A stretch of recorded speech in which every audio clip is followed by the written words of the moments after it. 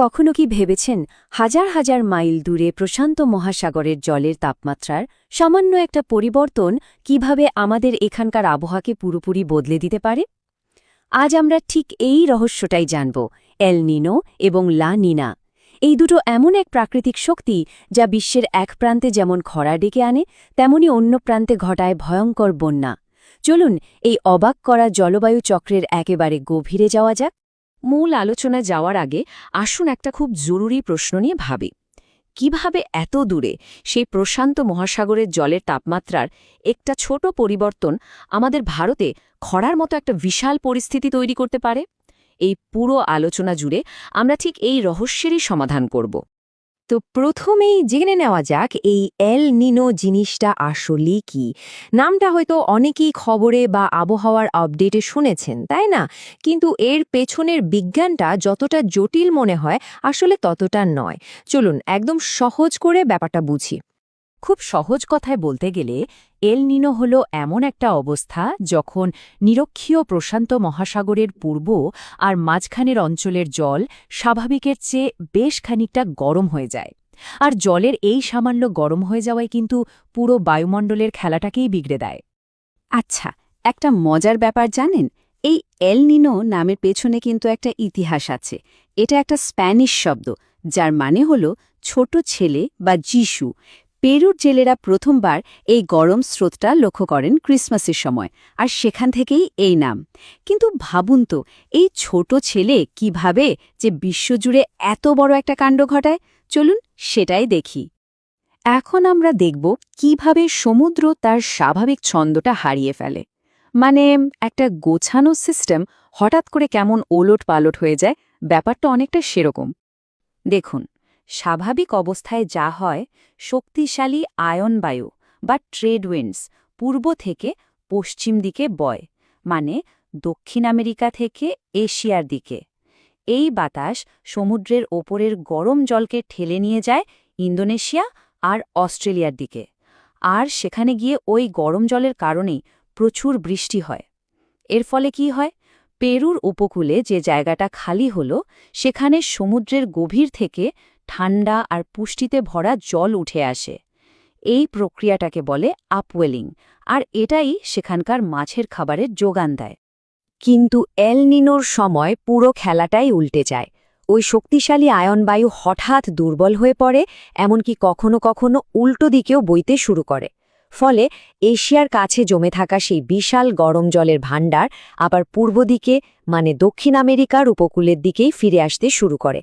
আর জলের এই উল্টো যাত্রায় বিশ্বজুড়ে আবহাওয়া ওলটপালট করে দেওয়ার জন্য যথেষ্ট। সমুদ্রের তাপ আর বাতাসের এই বিশাল ওলটপালটের প্রভাব কিন্তু শুধু সমুদ্রেই সীমাবদ্ধ থাকে না, এর ঢেউ আছড়ে পড়ে গোটা বিশ্বে। আসুন দেখি কোথায় কি হয়। এর সবচেয়ে সরাসরি আর ভয়ঙ্কর প্রভাবটা পড়ে দক্ষিণ আমেরিকার পেরু আর ইকুয়েডরের উপকূলে। গরম জলের কারণে সেখানে প্রচণ্ড বৃষ্টি আর ভয়াবহ বন্যা দেখা দেয়।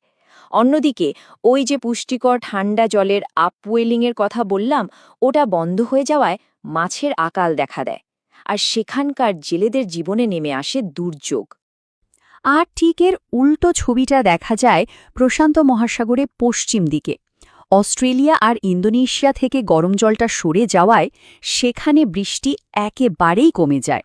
ফলে দেখা দেয় তীব্র খরা আর বেড়ে যায় দাবানলের ভয়ঙ্কর ঝুঁকি।